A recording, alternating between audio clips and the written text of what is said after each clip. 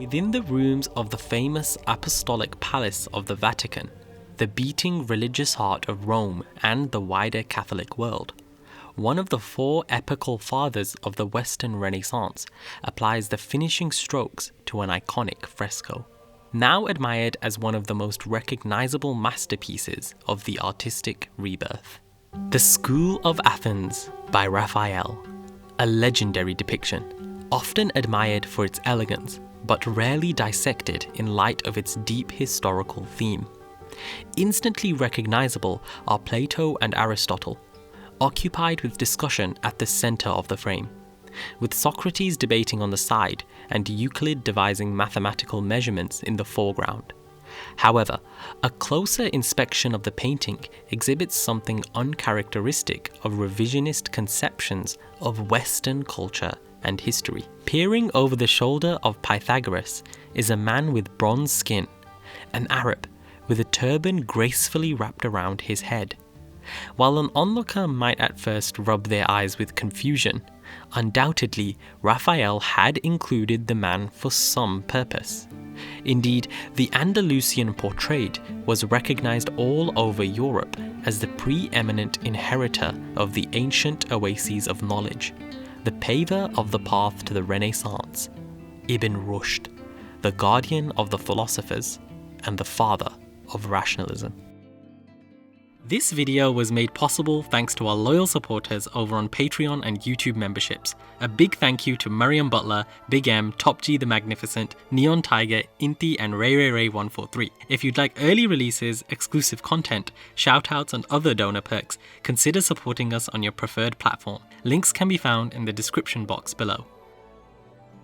Abu al-Walid Muhammad ibn Ahmad ibn Rushd, or Averroes, was born into a long line of Maliki jurists and scholars in 1126 CE.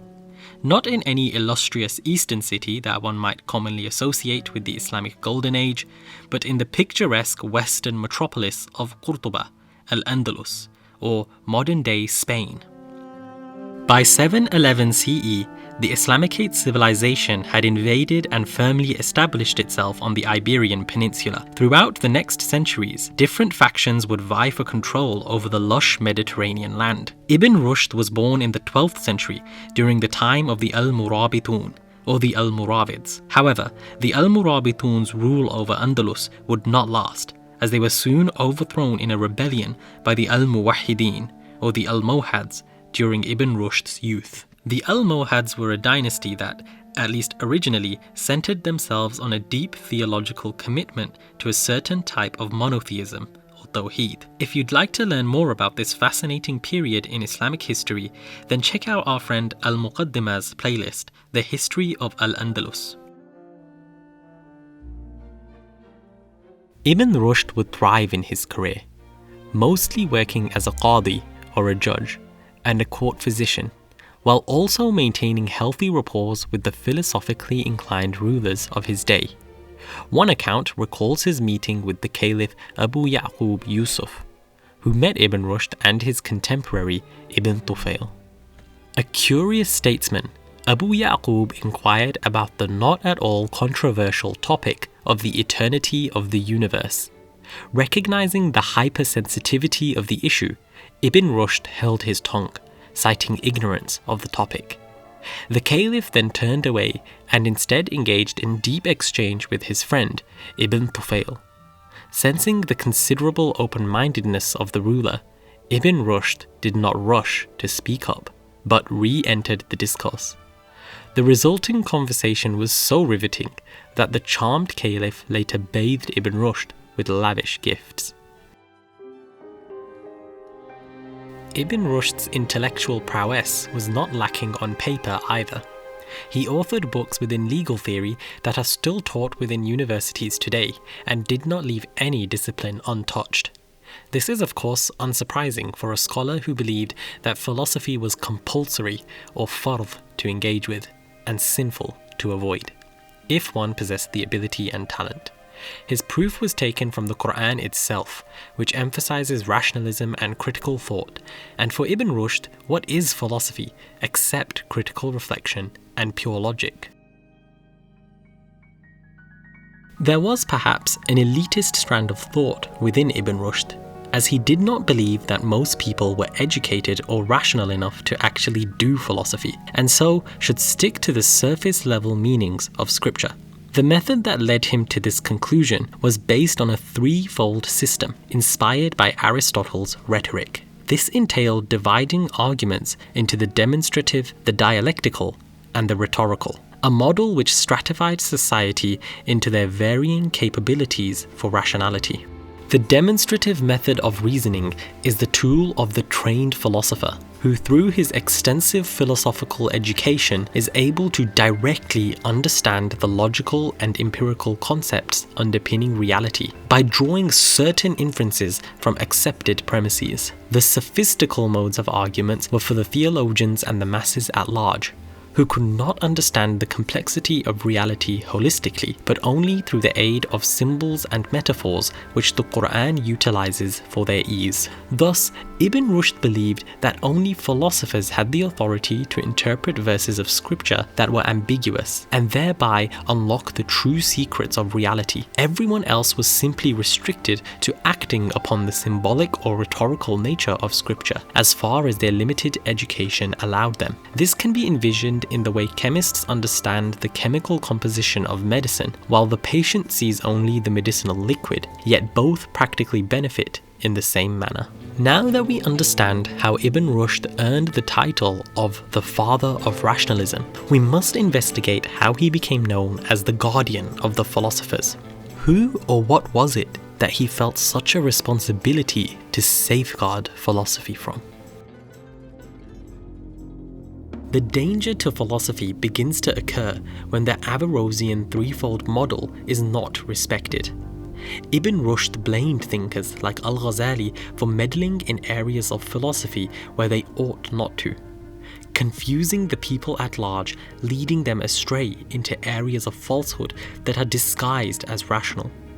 It is here where we find Ibn Rushd's counterattack to Al-Ghazali's controversial text, the Incoherence of the Philosophers, culminating in Ibn Rushd's response, the Incoherence of the Incoherence.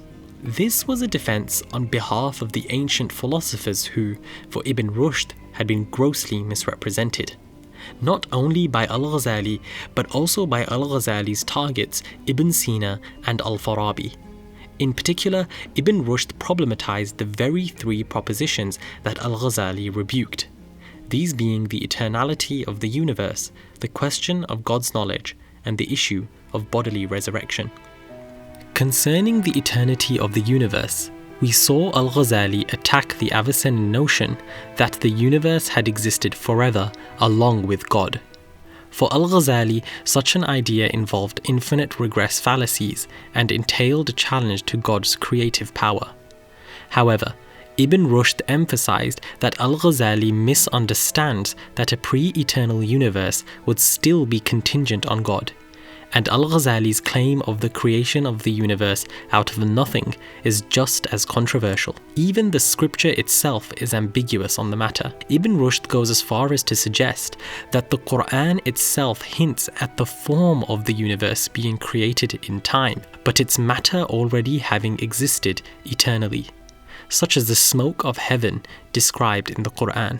Ibn Rushd also favoured a teleological proof for God's existence and criticised the contingency argument. His idea was based on the fact that the empirically proven, fine-tuned design of the universe hints at a grand inventor or artist, which is God. The cosmological implications thus had little bearing on his proof of a creator. Regarding God's knowledge, Al-Ghazali claimed that the philosophers deny God's omniscience by advocating that he is only aware of universal matters, not of particulars. Ibn Rushd responds that Al-Ghazali misses the point. It is not that the philosophers deny God's knowledge, rather they deny that his mode of knowledge is similar to ours. Our knowledge is contingent upon a correspondence theory of reality. That is, our ideas of truth are dependent upon the way the external world really is. This is not the case for God, as his knowledge is reality itself.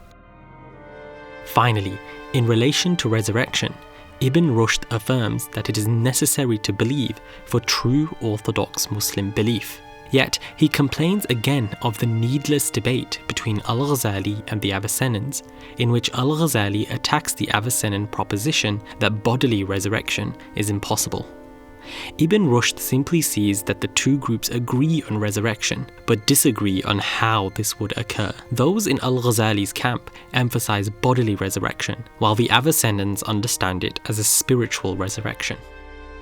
Nevertheless, while Ibn Rushd tolerates both positions according to their respective educational level, he also believes that on all three matters, Al-Ghazali oversteps the line in his duty as a theologian, and complains of the discord and confusion caused by attempting to commentate on ambiguous verses for which he lacks the education, a clear violation of Ibn Rushd's threefold system. While the scripture does indeed speak in corporeal terms for the masses to easily understand, according to Ibn Rushd, Al-Ghazali problematizes these metaphors and is compared by Ibn Rushd to a patient who constantly doubts the advice given to him by a doctor by meddling in matters that only medical experts should investigate.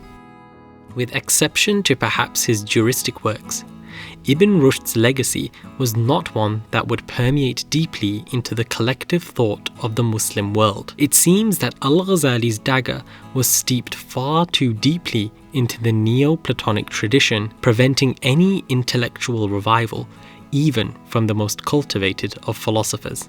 This should not, however, deceive us into assuming Ibn Rushd's historical standing was hampered. Rather, his outlooks proliferated through Europe like wildfire, kickstarting the re-examination of ancient oases of knowledge and the intellectual rebirth that would act as the precursor to Europe's eventual ascendancy.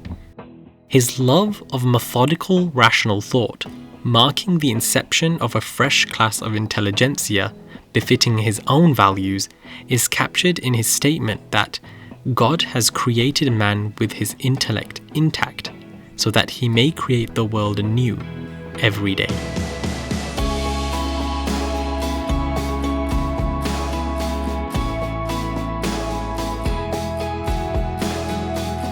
We would like to conclude the video by giving a special shout out to Marion Butler, Big M, Inti and Top G the Magnificent, our first Oasis of Wisdom tier donors. Additionally, a big thank you is owed to all our members and viewers. We hope that you've enjoyed our content over the past few years, and we cannot wait to share what we have in store for the future.